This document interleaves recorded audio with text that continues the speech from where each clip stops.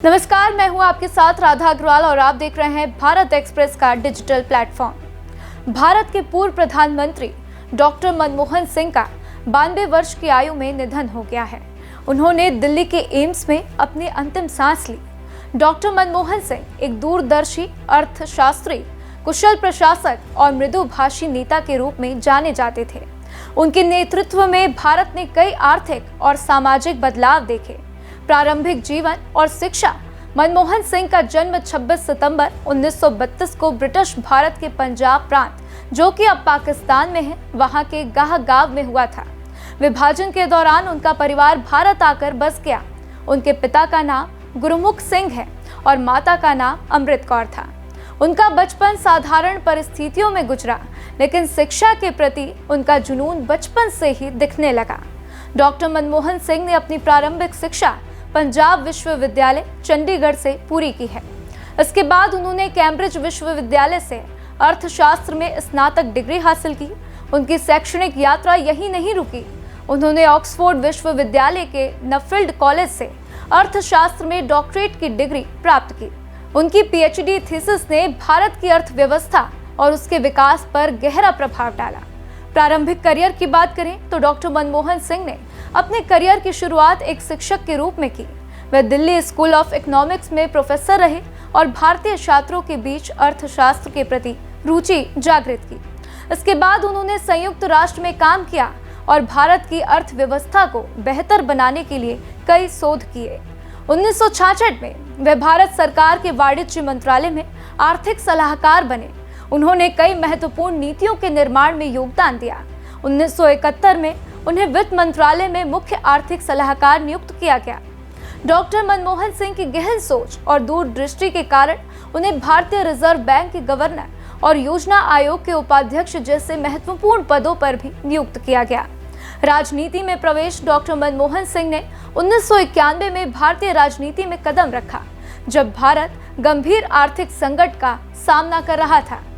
तत्कालीन प्रधानमंत्री पीवी नरसिम्हा राव ने उन्हें वित्त मंत्री नियुक्त किया और इस पद पर रहते हुए उन्होंने भारत की अर्थव्यवस्था को उदारीकरण यानी कि लिबरलाइजेशन, साथ ही निजीकरण यानी कि प्राइवेटाइजेशन और वैश्वीकरण यानी कि ग्लोबलाइजेशन से सुधारों की दिशा में मोड़ दिया। तो उनके द्वारा किए गए सुधारों ने भारत को आर्थिक रूप से आत्मनिर्भर और वैश्विक स्तर पर प्रतिस्पर्धी बनाया। उनके प्रयासों से भारत को लाइसेंस राज से मुक्ति मिली और विदेशी निवेश के लिए दरवाजे खुले हो गए। डॉक्टर सिंह के सुधारों को भारतीय अर्थव्यवस्था का टर्निंग पॉइंट माना जाता है। उन्होंने देश को आर्थिक मंदी से उबारते हुए एक नई दिशा प्रदान की है। डॉक्टर मनमोहन सिंह ने 2004 से 2014 तक भारत के प्रधानमंत्री के रूप में कार्य किया।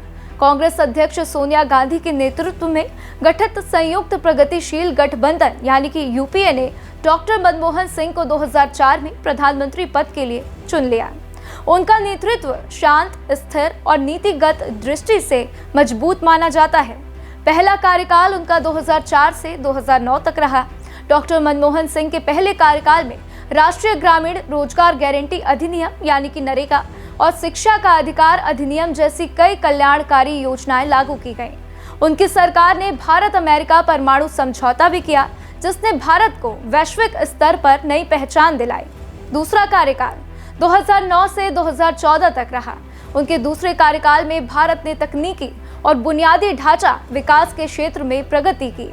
हालांकि इस दौरान उनकी सरकार को भ्रष्टाचार और घोटालों के आरोपों का सामना भी करना पड़ा, जिसने उनकी सरकार की छवि को आंशिक रूप से प्रभावित भी किया।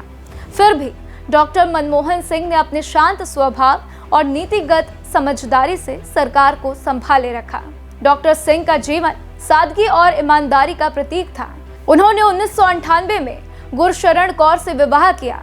उनकी 3 बेटियां हैं, उपिंदर, दमन और अमृत।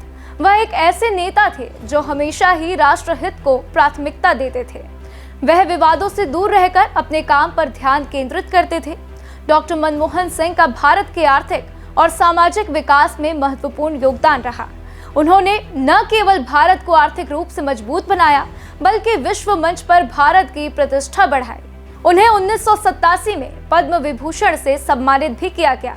उनकी नीतियों और विचारों का प्रभाव आज भी देखा जा सकता है। वह केवल एक राजनेता नहीं थे, बल्कि एक प्रेरणा स्रोत भी थे।